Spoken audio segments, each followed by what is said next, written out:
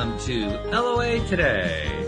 I'm Walt Thiessen. With me today is abundance teacher and money coach, Jody Lynn Craven. This is your daily dose of happy. We are so happy you decided to join us today. And Jody Lynn, before we got started, we were talking here among the three of us about Christmas and snow and the correlation between the two. Everybody dreams of a white Christmas no matter where you live and all that kind of thing. And it's kind of cool because, well, you are currently living with the snow. You're in Canada and you've got a good amount of snow on the ground. Here in the U.S., there are certain northern areas that are covered with snow and the rest of it's all just grass and ground. So there's not anything going on there. And our guest is contacting us today from down under where it's the midst of summer there. It's like she's wearing the strap, the strapped outfit and so forth. It's like, oh my God, what can I do to cool the place down? So, three completely different perspectives on Christmas, right? Mm-hmm. Yeah. Totally. It's going to be good stuff. So Christina Foxwell, thank you for joining us on the program today. Christina, she calls herself a transformation coach, which is a great term. It describes really well what she does. She works particularly with women who have faced domestic violence, PTSD, trauma, loss. She also works in corporate cultures, literally helping them with their cultures. She has an interesting little phrase here. She says, I believe organizations are like a beehive, and it's about being together, B-E-E-I-N-G, being better together. I love that. Isn't that good? Yeah. Yeah. Yeah, it's because it's a place so where good. each person contributes with their skills and talents every day and where they're part of a hive and work alongside others to bring about the vision and purpose of the organization. So we're going to learn all about that today. Christina, welcome to the show. How you doing? Oh, I'm so good. Thank you. Thanks for the opportunity. I can feel we can have so much fun. We always do. Oh. I'm really excited to be with you. Yeah, it's wonderful. So to everyone on your side of the world, hi from down under. It is nice and warm here. And if I start glowing, it's because I have to put the air conditioner off that hums in the background. So, I might have to lose the jacket, but it's really, really nice to be with you and to share stories and to share insights. It's worth noting that Irving Berlin, who composed the song White Christmas, was not only Jewish, but he wrote it while he was on a beach in the summer. So, oh, wow. There are a number of different parallels going on here today. I could throw sandballs, not snowballs. That's right, yes. And you have a book that's just come out called The Glass Angel. Tell us about that. I do. So it's my story of transformation and healing and growth.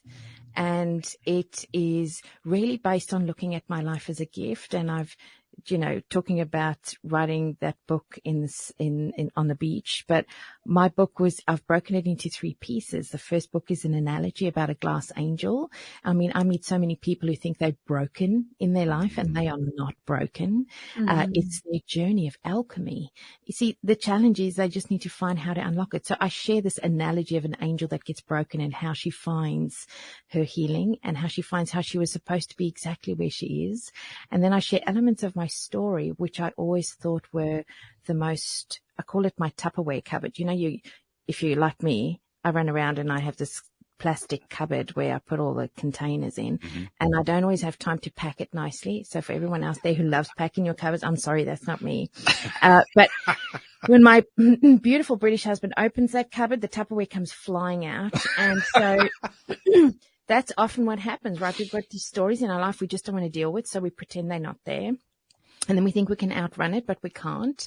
And then we get to a place either in our career or our life where it just becomes too heavy.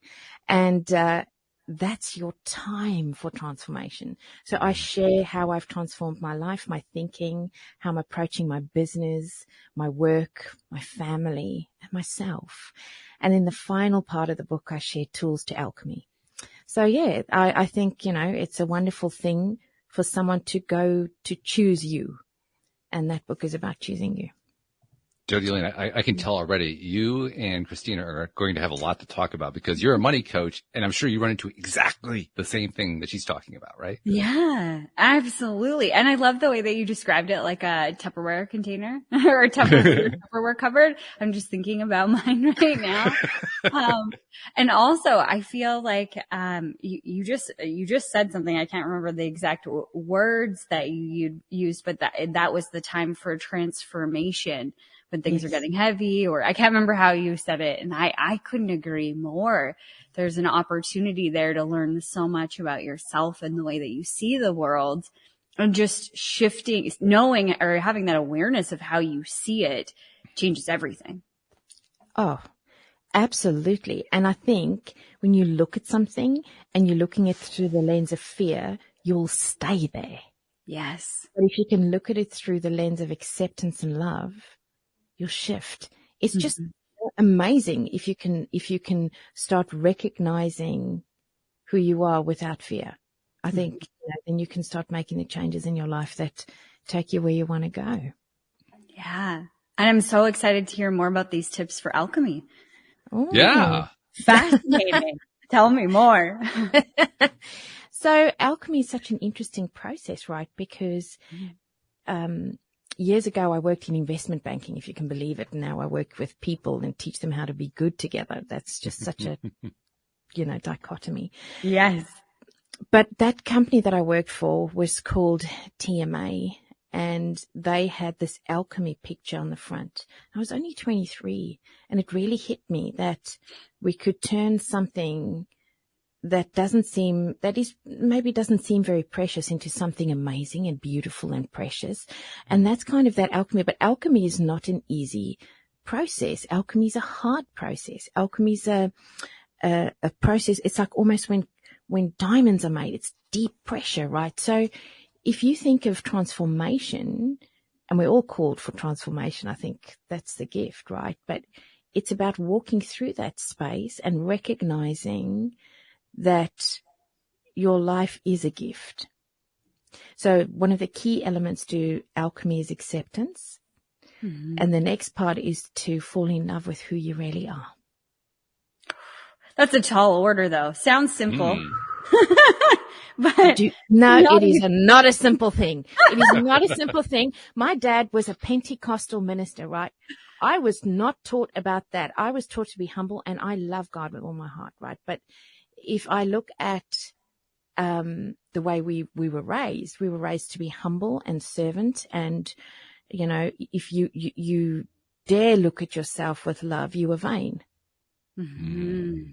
But that was a misconception, because it's not about this that you see. It's about who you are. And see, when we grow up, our parents go, you're good or you're bad. You did this wrong. So we start negotiating love. Yes. I went to a personal development seminar when I was in my early 20s, my very first one. My dad encouraged me to go. And what just popped into my brain just now was one of the first exercises that they got us to do. You had to stand up in front of the class, in front of like 30 people, and they didn't choose who went first. You got to, whoever wanted to go first could go first or whatever. And everybody's sitting on their hands. And the question was, who are you? And you go up there and it's like, hi, my name is Jody Lynn Shep. That's my maiden name. And they'd be like, nope, sit down. Oh dear. What? Who are you? I am and then insert the career. Nope, sit down.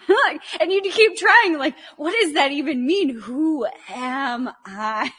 Because we look to our outer world, the things and the stuff, to define that. So that is such a deep question, Christina. It's a deep question. And this is where we get unstuck in our life, because we never get taught to be peaceful in who we are. And as I hit this transformation piece in my life, I got a journal, because I've been married a few times. So for anyone out there, if you're having a heart attack right now, breathe deeply. We've all got stuff. But I was sitting at an airport and I thought, oh my goodness, my fourth marriage is about to go down the drain. What are people going to say? I'm such a failure. And I just, all these really bad words. And then I was like, no, but maybe I'm not. And then I rushed to a bookshop, as only someone like me could. Grabbed this red moleskin leather journal, because I love writing. Got a pen and started writing, remember who you are. I am, and I am are creation words, right? So who am I? I am me. Who's me? Well, I got to find me, but I can use words that give you the essence of me, and that's generous, kind, love. I am me. And I think that is so key. So I had to rewrite all the I am statements. I am a good wife. I'm worthy of love. And all the I am statements that I didn't believe myself, that kept me locked in the cycle of pain. Mm-hmm. Because we are often taught about who we are not. Yeah. Right. You're not good with money. You are not going to be a good leader. You will never be able to do this. So then, you know what we do? No, if you're stubborn like me, you prove people wrong. Okay. Yeah. But then force. If you're doing it with force, that's what I call my ninja Barbie. I will show you, right? Yeah. I do it with force, but the problem is I'm doing it because I'm trying to prove to you who I am. Mm. And see, in that very place, I give away my good enough measure, which is something that shouldn't be negotiable ever. Mm-hmm. My worthiness is mine. It's not yours. Yeah, it's not yours to give me. It's not yours to give me. I have to fill my own love tank. No matter how many times you tell me whatever you want to, it's never going to make me better. I've got to make me better. Mm-hmm. I could keep going, guys. Like you don't, so part of alchemy is really finding you. I think that's the key thing. You're bringing a story to mind, and I actually told this one fairly recently, but in first grade, my teacher met with my mom and my dad, the parent-teacher conference, and I apparently was doing very well, and she wanted to find a way to kind of balance it out. So she told my mom that I would never be creative. Mm-hmm. Which is particularly ironic because today I do a podcast where we talk about conscious creation all the time. And I wasn't trying to defeat what she had taught or anything like that. But it occurred to me that regardless of whether we take it head on and say, I'm going to overcome this thing, or just simply go on with our lives, those events still touch us. They still affect us, and they often lead us to making changes, to shifting in ways that we aren't even consciously doing. Or we can also, alternatively, we can end up in situations where we find ourselves trapping ourselves. And so we decide to consciously start making changes, perhaps because we talked to a coach like you who suggested, you can transform yourself. But I'm just fascinated by the fact that we have these seminal events that happen earlier in our lives, and one way or another, they come back to touch us in some way. Mm-hmm. They do. I think in acceptance, and that's part of the alchemy process. I've got to accept that the things that happened aren't good or bad, they just are. And they've brought me to here. And so when I look back at them, instead of looking at them going, man, that is just horrible, shameful, awful. Yeah, that was not okay. Yet that is not now. And I'm so grateful because it's brought me here. And, I think I share some real deep, and I'm not shy to share my story, right? I think my family, if you're listening, I love you guys. But I think they sometimes go, oh gosh, what is she going to say now? But my story is not shameful. I'm not shameful. Imagine that. I am not shameful. Right. You might feel uncomfortable if I share my story because of your shame challenge. That doesn't belong to me. And you know how I see shame? I call it a lighthouse moment. It's a calling to transform my life. I like that. Yeah, I like that too. Right? It doesn't have to be something awful. It's just it's calling me saying, hey, here's an opportunity. Find peace. You can. That's beautiful. That's fabulous. Something else I really like too. I mean, now I'm kind of revealing my own spiritual beliefs here, but I really do believe we are all elements of what is known as God. We are all creators. That's what the whole concept of conscious creation is about. The recognition of the fact that we do create with every thought, with every deed, with every action, with everything that goes on in our lives. We're constantly creating, whether it's stuff that we like or stuff we don't like, we're still creating it. We're creating and creating and creating and creating. And what you're talking about is not only empowering that creation, but celebrating it. I love that. Absolutely. I'm celebrating it and then I'm choosing it. Yeah. So if you think about creation, and I agree with you 100%, my team always have said to me, Christina, gosh, you create your life. And I was like, absolutely, I'm the author of my life. But until I get to the point where I'm peaceful and I'm connected to me, my life is being created because of things. So yes, I'm creating, but I'm not actually consciously creating. Mm-hmm. Imagine if I can get to a peaceful place where I can consciously create because I'm in presence. Ooh, yeah. That is powerful. It's often hard to express just how powerful that is because you say it that way and it just sounds so simple. But the fact is there is so much power behind that. It's almost impossible to exaggerate how much power there is there because there is so much. There's so much. And if fear is your source, I always say there's two sources, love or fear.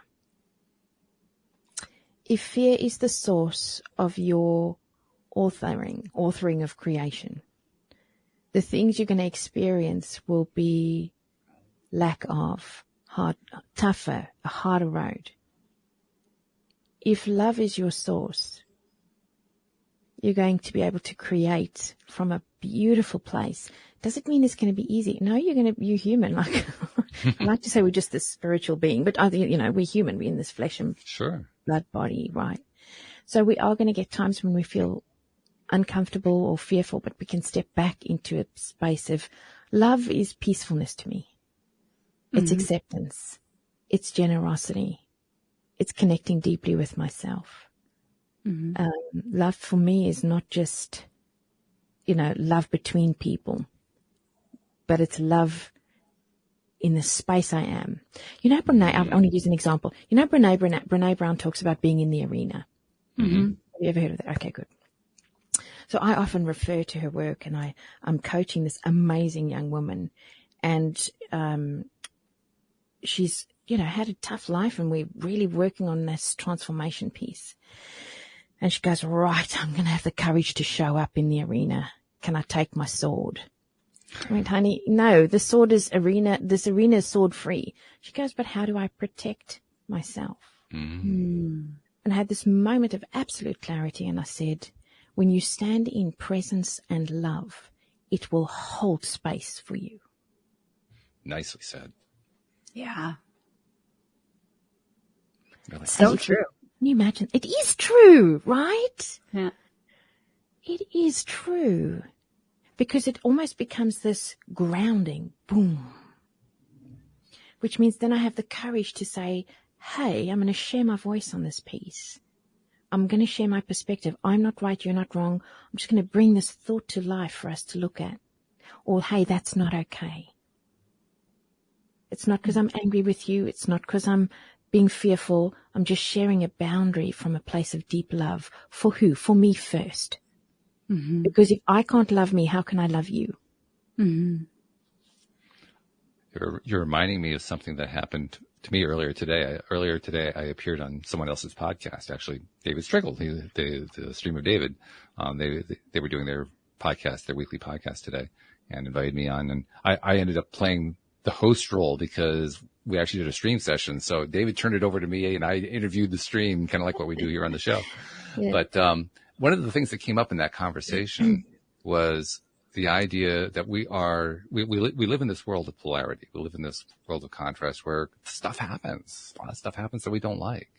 And the stream, the stream, by the way, is kind of similar to Abraham Hicks. It's the Abraham version, but this is coming through David. But the stream was talking about how it's so important to not only appreciate who you are and to love who you are, but to appreciate what you're going through, to find value in that crap that you just had to deal with, which is one of the hardest things to do. And they really did a great job of explaining that in detail. But I'm kind of curious to know, when you think about that in the context of what you teach, what do you think of?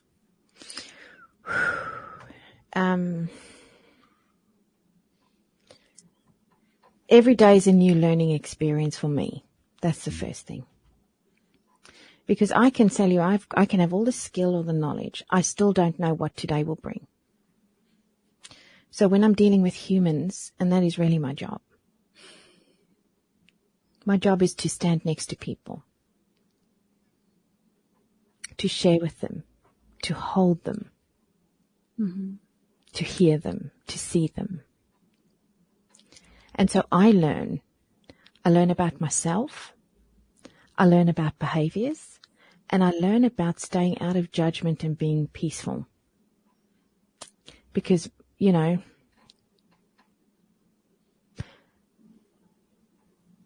I have to tell you this. I have to learn about gratitude. I learn about gratitude because as I watch things happen, because I'm present. And by the way, I'm not Supergirl, so some days I'll get riled up with the journey. So Sure. I've got to do a lot of work to stay peaceful. Welcome to humanity. That's wonderful. Yeah. I do say I'm a human. That's the Yeah. I'm a human. And I have very human moments in my family practice because my whole family work with me.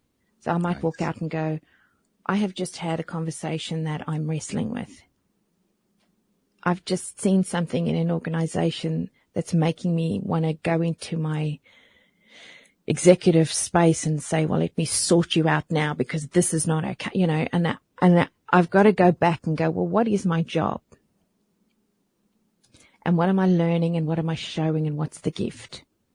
See, I have learned something. You know, we have this anxious component that hits us that says, whatever we're going through, this is bad. It needs to be fixed. It needs to be sorted out right now. Does it really? Or must we learn how to sit with it a little bit? Mm-hmm. And then, of course, for me, I mean, I've been in executive roles and I've run this practice. I want to do action. That's my thing, you know. Sure. But what I'm learning is you don't have to action Ninja Barbie everything. Sometimes you can just look at it with generosity and go, I wonder what this is. Let me look. Let me see. Actually, I had a CEO on a coaching call with me yesterday, and he went, I channeled my inner Christina. I went, oh, okay, cool. What did that look like? He said, well, instead of getting uptight and wanting to jump all over this person, I was peaceful. Nice. I was peaceful and I wanted to hear them. Now imagine that's the hive, right? That's the hive that we spoke about in the beginning, Walt. Right. Yeah. Right. Because if I can be peaceful, I'm not just going from a knee-jerk reaction to take action when I shouldn't take action right now. Mm-hmm. That's very cool. Oh, I think it's super cool. Yeah. It's super cool. It is a it is a space where you're not going to take action, but you want to take wise action. I do have to say that, please. Well, sure. You Yeah. know, Well, we're you're going growing. to navigate. Yeah. We're human beings and we want to grow. And that's one of the reasons that we're living the lives going through this world of polarity, because we are trying to grow. So of course, yeah, we want to take action. Oh, I do like what you've just said about growth. Yeah. Can I share a little picture for you in your mind? Sure. Yeah. Mm-hmm. Okay, so my husband is 6'2". John, if you're watching, I love you, darling. He's drinking his tea in the kitchen a few years ago, and they gave him an executive coach. And his wife's a coach. I wasn't his coach. And he said, oh, I don't want to do this. I said, why? And he said, because I don't want to change. Oh. Because I want to share lens with you. He's not the only person. Often I work in alignment, so I go and coach all the executives. We don't have 100 coaches running in there. I need to get a picture of everything that's happening so I can help them find their way to each other. Mm-hmm. It's like relationship counseling on steroids. And I said to him, but honey, I want you to think of this. And Walt, this takes us back to that creation conversation. Imagine if you never feel you have a choice about your growth, but you're just having to adjust to life. Growth's happening anyway. Mm-hmm. You're just not creating the growth you want. Imagine if you can sit with someone, look at your life differently, hear and see, and choose different ways to navigate your life. Imagine what you create then. That's beautiful. What are you thinking about, Jody Lynn, as you're hearing that? Because I know it's resonating. What are you thinking about? Oh, I'm thinking about the times in my life where I've been scared to change. That first personal development course that I was talking about. My dad took it when I was in high school. He went through the whole series that this company had, and the company he was working for paid for it. And then he invited all of us, like his children, to go, and my mom and, whatever, to grow and to learn and whatever. My brother went with his wife. That was a request of my father's before they got married, so they could learn to communicate with one another and have a more solid foundation. And he offered the same opportunity for me to go at the same time, and I was not ready. I did not want to go because deep down I knew that everything would change. But I wasn't conscious of that whatsoever. I just was like, no, I'm good, whatever. And I was like 19 when the first offer came, or 18 or something. So I was very young. And it was probably 6-7 years later, at maybe 23, 24, somewhere in there. So a couple of years later, my dad extended the offer again, and I went. And everything did change. And my whole life blew up after that in a really good way. Now, looking back, I can say that. But it was so interesting because I see in my practice that people are afraid to look. They're afraid of what they'll see within themselves. And then that prohibits them from seeing anything else that could be possible. And I love the way that you put that, Christina. It's just beautiful. What if? It gives you an opportunity to see a new perspective and take different action that will create what you really, truly want, or more. I don't know why we always go to like the negative. Well, what if things change? What if that's a good thing? Yes. Or what if you tell me the thing that I fear most about me, and you see it? Yes. Yeah. Shame. Mm-hmm. Yeah. Which we get lots of opportunities to practice, by the way. Yeah. In my brokerage business, I went through that for years. I always thought, when I made the conscious decision, when I walked into that career, I started part-time, but I made the conscious decision that I was going to show up in the way that I always wanted to show up. Because before that, I was in a very abusive relationship, and I had lost myself, and I had lost that spark. And I was like a little tiny mouse in the corner, like this. Like I wouldn't look at people. I was very soft, very quiet, not very talkative, all of those things. I was very shy. I'd been worn down, and I had decided that I wanted to be more like my brother and more like my dad and my mom to a certain extent, like just more open and more vibrant, and people wanted to be around me. So I walked through those doors of that brokerage house and was like, this is who I'm going to be. I'm going to be, life of the party. I'm going to be all of these things. And for years, I had in the back of my mind when somebody would say, you're doing really well, or you're doing really great things, because I was, off the charts successful when I first started there. I always thought the other shoe is going to drop and they're going to find out. But I never finished that conversation. I would just run in fear. The ninja Barbie, is that what you called her? Oh, yeah. You'd come out and be like, yeah. We're working harder. Go. Like I wouldn't rest. I would work, 7 days a week, 24 hours a day to run from the possibility of being found out. And when I went on my spiritual journey, that was one of the questions that I asked myself. What are they going to find out? That I'm not good enough. Good question. Yeah. Yes. And the answer was that I'm not good enough. Well, like in what regard? Exactly. Yeah. So it was a lot of questioning of that question of like, of what? Like, what's not good about you? Like, is it your heart, your soul? Like, are you doing bad things, Jody? No. Okay. So why are you afraid that people are going to think that you've done something bad or immoral or whatever? Well, today I know more information about the stock market than I did, 5 years ago when I started. So what if I put them in the wrong investment? This is a really good example. Yes. Okay. Well, I can only do with that now, with what I know now. I can't go back in time and change it.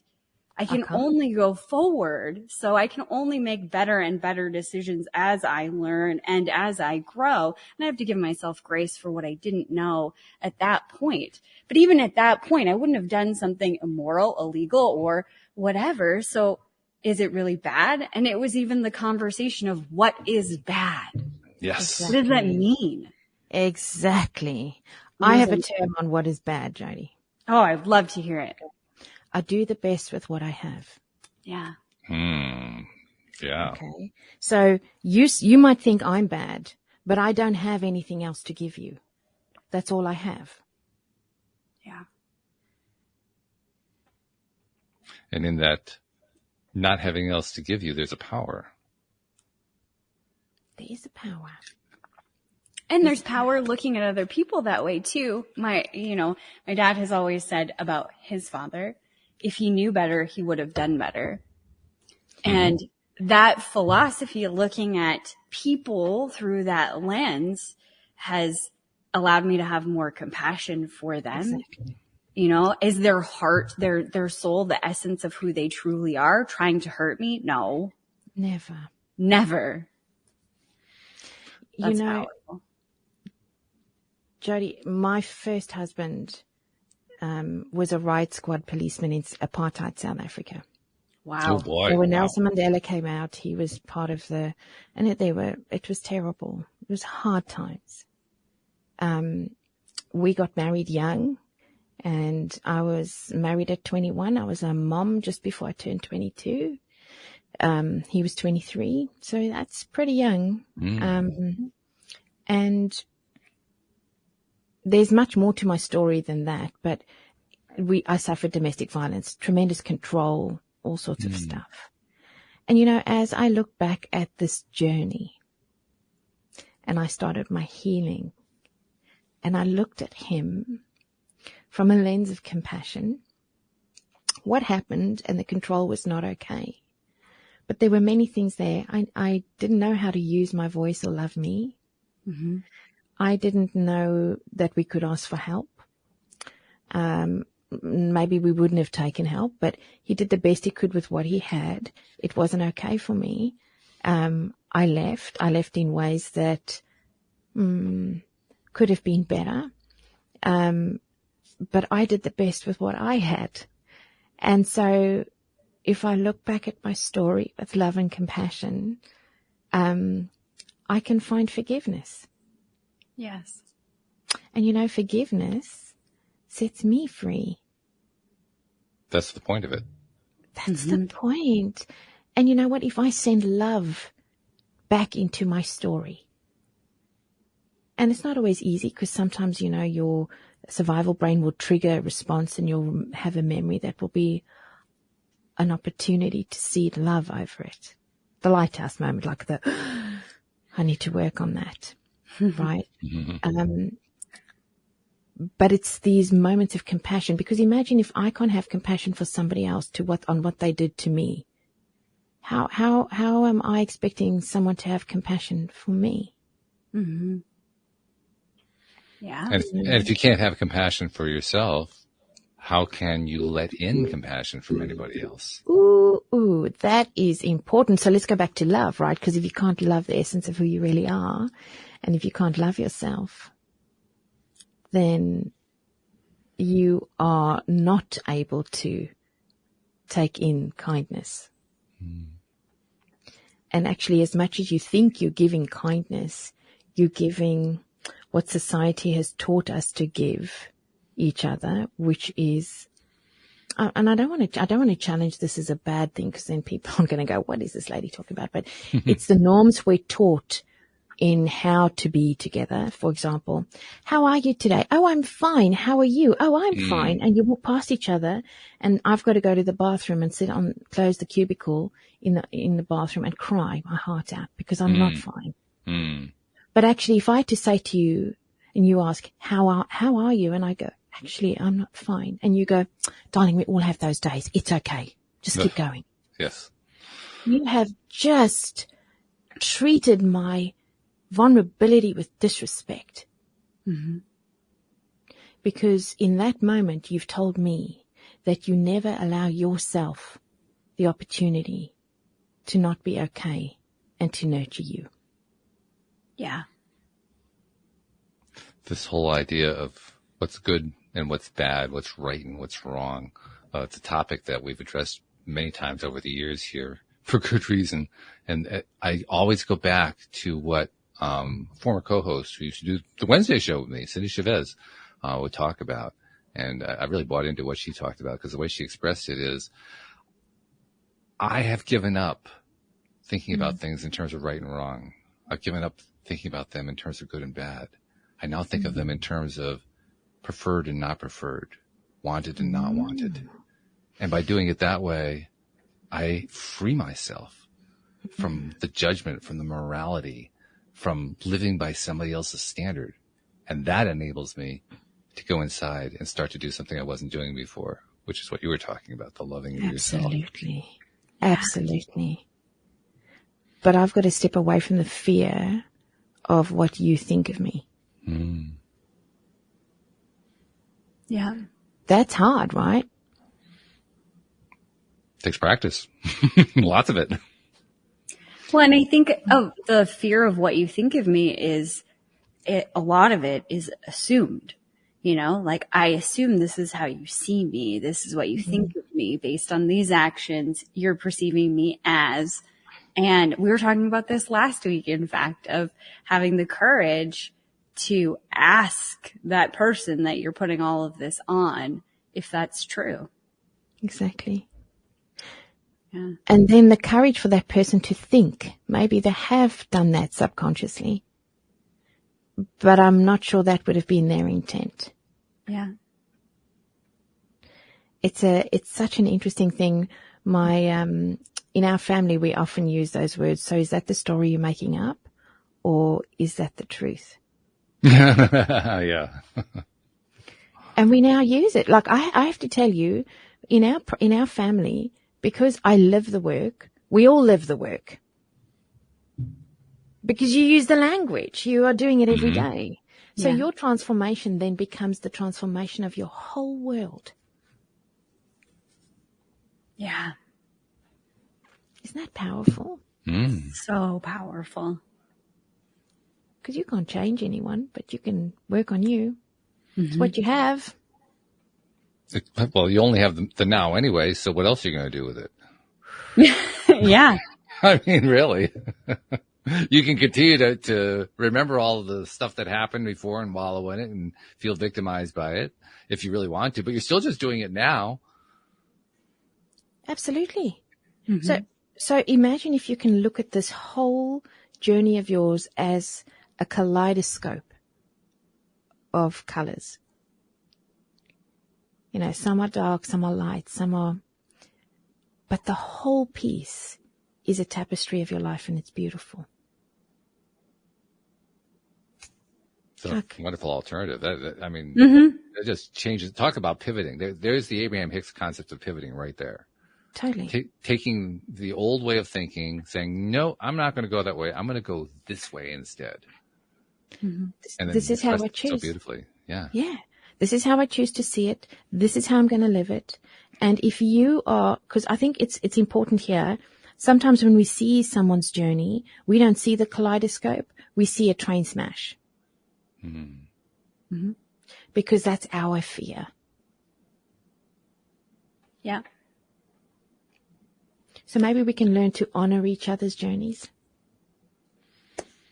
I think we have to start by honoring our own, because that's where we get the power to do that. Honor somebody else's. It's hard to honor somebody else's journey if you don't honor your own. That's like torture. well, that is like torture. And then imagine, this is the biggest thing, and Jody, you spoke about that earlier too, right? You can't honor your story if you don't look at your story. Yes. Isn't that funny how we do that? We go out of our way to avoid our own stories. Yeah. Oh, yes. Right? Of course we do. Because, what did someone say? That is ugly. I went, yep, that might have been really ugly in that moment. Mm-hmm. Let's turn it. Yeah. Let's turn it. Let's start looking at it. I don't know if you must have heard of Edith Eger. She has written 2 books, The Choice and the Gift. No? I'm not familiar with that one. No. She wrote her first book in her 90s. I saw her on Oprah. Of course I did, because I love Oprah. I saw her on Oprah, and she was talking.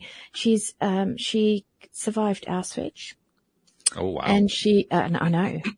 And so she has written, when I read her first book, The Choice, see, it's a choice to be a creator. I was like, oh yeah, that's powerful. And then her next book came out as The Gift. And it was just as I was doing a lot of this work in my own life at looking at my life as a gift. And Timing. It's perfect timing, which is, I do believe, one of the reasons I was brave enough to write my story in The Glass Angel. So I try to find the threads of my story so I could weave the tapestry that was beautiful. Mm-hmm. And I had to find that, I call it the shame roots. We've all got them. Yeah. I had to find mine. Mm-hmm. And then I always say, and I had to douse it with love. And every time that root pops up again, I go, I still haven't doused you with enough love, forgiveness, acceptance. Yeah. And that's where those coping behaviors, Jody, and if you're coaching people in finance, right, and how to invest and use their money wisely, our coping behaviors come out that stop us from being able to effectively master and be the creators of our world in the way we want to. Because they block us. They're the glass ceilings we've created for ourselves. Mm-hmm. And we've created those coping behaviors because we don't want to look at the stories. So we want to feel better. So we do something else, but that doesn't that doesn't fix it. Mm-hmm. And then there's also the really, really odd part, and Jody Lynn and I have talked about this quite a bit. We've talked about it with other co-hosts as well. The fact that when you finally get around to it, you finally decide to actually look at your own story, find ways to love it, find ways to approve it, find ways to do all that, find ways to actually, play it out to its logical conclusion. Yes. It's astonishing how quickly that happens. We spend all this time, days, weeks, months, years, building up this association, building this horrible association. Oh, I can't go there. It's too much pain. I'm a victim, blah, blah, blah, blah, blah. And then it takes 5 minutes to work through it. It's almost disproportional. It's so disproportional because you've just got to go there for the first time with someone who stands next to you. Mm-hmm. But it's almost like a matchstick house, right? As soon as you turn to look at it, you're just like, you're both, You're like, that was scary. Really? Okay. But it was. Yeah. Yeah. It changes your life. Mm-hmm. I will say this though. If you can look at your story and because you're so scared not to, find someone who's willing to look at it with you, that you trust enough that they show you compassion and love as you look. That's one of the practices in my coaching business. It's called the best friend. You write out all the things that you think you are and the way that you messed up and like, I'm a horrible person because of this and I'm a loser because of this. And like, you just unfettered, put all of it down and then read it through the lens of your best friend. Would they agree? No. Never. Because they love you. They would be like, this is incorrect. This is incorrect. No, you're being silly. That's not true. They would argue for the opposite. And when you start to see it from a different perspective like that, then you can open up space to give yourself compassion in the same way. I love that. Christina, that raises a question in my mind that I want to ask you. And Yes. Jody Lynn's going to recognize this one because I talk about this a lot. I love I love perspective. That's one of the reasons I have so many co-hosts, so many guests, sharing so many wonderful things. I'm curious to know, what's your perspective on perspective? We need more perspective every day on many, many things, because truth is only belonging to you, is a fraction of the full truth. So I always use, can I use an example with perspective? Are you ready to have some fun with me? Yes. Love to. Okay, well, you have to follow my instructions like to the letter. Okay. I think we can do that. Are you ready? Okay. So if anyone out there's, sitting on your couch or whatever, that's cool. All right. So take your hand, put it right up against your face. All right. Okay. So kind of like that. All right. So I need you to describe to me exactly what you're seeing. Pink stuff. My hand. Pink stuff. Fuzzy. Is it fuzzy? Yeah. Yeah. It looks like I have like 2 fingers that are all joined together. Blurred together, right? Yeah. Now, if you walked around like this every single day, how would you feel? I'd probably run into things because I wouldn't be able to see anything. Yeah. Totally. I'd feel the pain because I'm running into the things. Yeah. And I'm sure you'll end up with a headache because no one wants to be this close up to anything. No. Okay, now what I'd like you to do is pull your hand away from your eyes until you can focus on it clearly. Okay. Now look at your hand. You see it? Okay. Flip it over, please. Ooh, it has another side. Now have a look at it from this side. And that side. Oh my gosh. Okay, welcome to perspective. That's good. That's a nice example of perspective. Okay. Yeah. That's what we all do. We run around like this. But that is not what we should be looking at. We should be going, what is this really? Oh, my goodness, what does this do? It goes from being an obstacle to becoming something really useful. Yeah. Absolutely. And I use this example because when we're running around like this, our perspective is based in fear. When we step back and we get perspective and we ask someone else to look and tell us what you see. What do you see? Oh, and then suddenly I see something very different. Yeah. And then I see how it becomes the gift, how I can use it. 2 of my favorite things about perspective, one of them is how often here on the show I get somebody coming on like you, and you're sharing your ideas about perspective, and my resonance says, yes, I like that, I like that.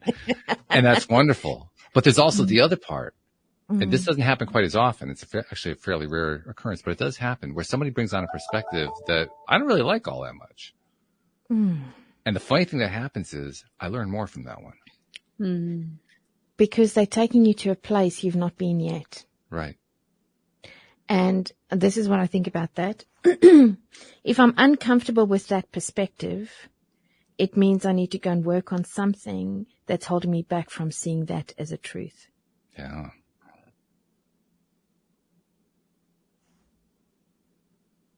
How good is that as a reflection?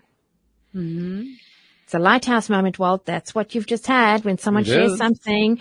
So some people have read my book, and then I get this message. I had to put it down. I'm going, that is exciting. Why? Because that means you need to learn something. So when you're ready, pick it up again.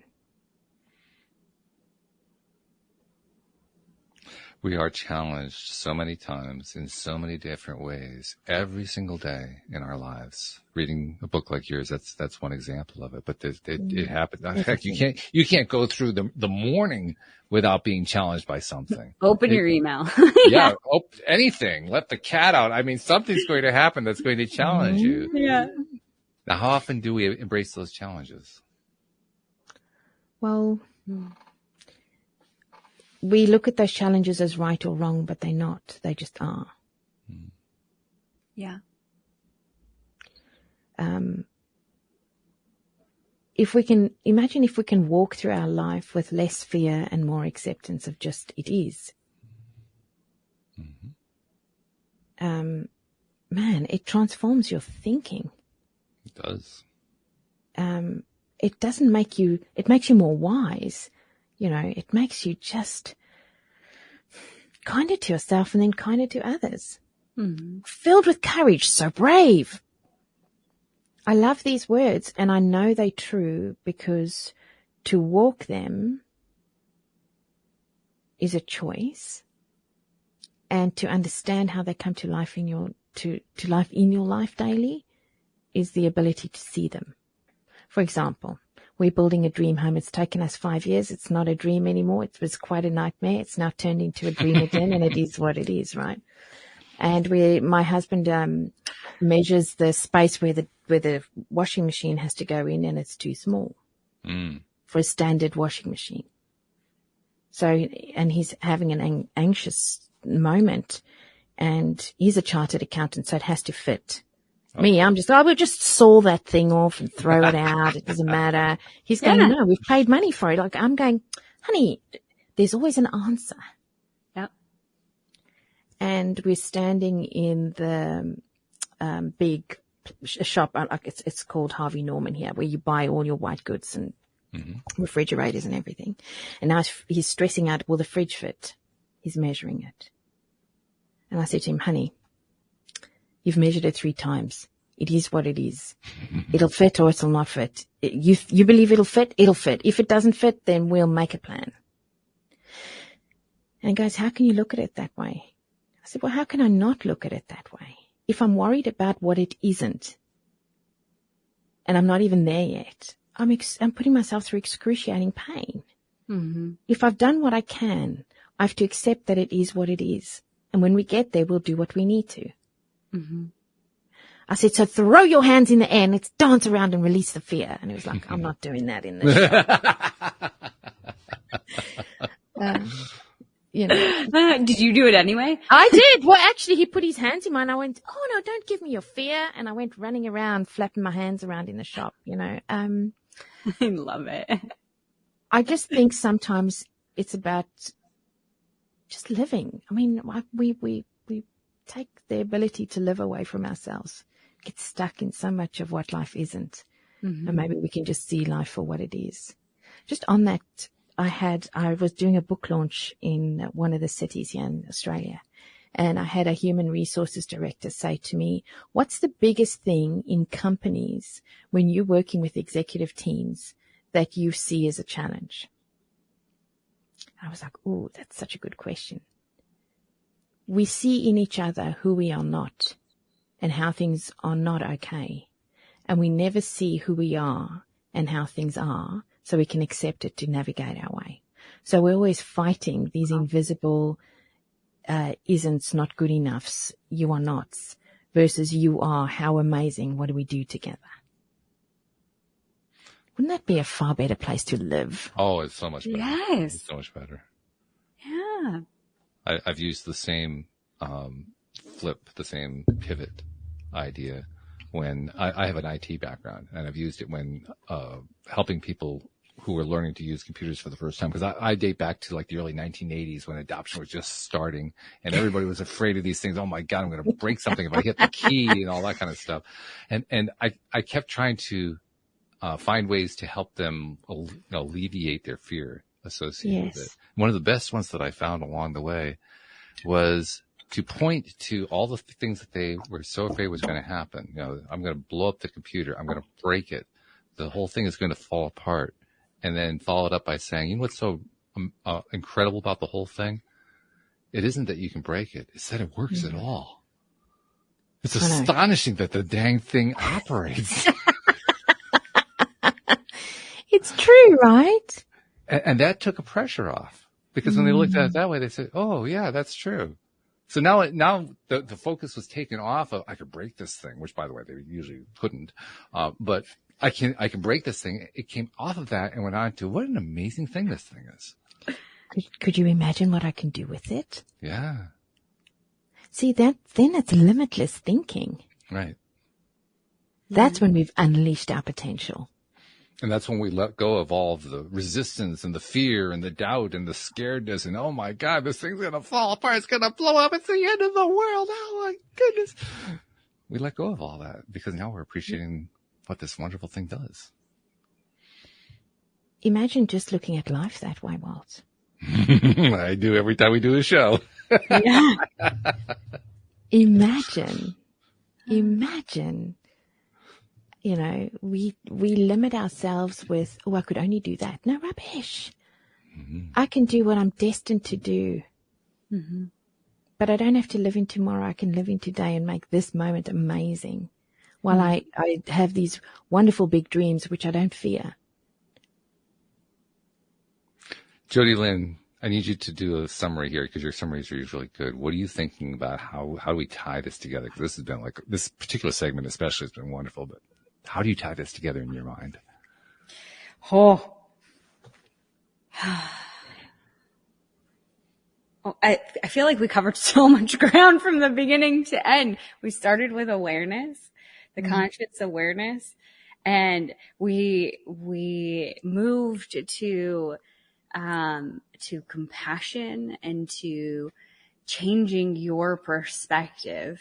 So if I was to put things into a nice, neat little box, if we're talking about alchemy, the awareness is like the oven, like the clay oven, going on. The choice is like choosing to put something together and putting it into there. And the perspective is when you turn on the fire, I guess, or the fire meets the clay. When those things combine, that's the alchemy of transformation. How did I do, Christina? That was amazing. You had a Yoda moment. That was fantastic.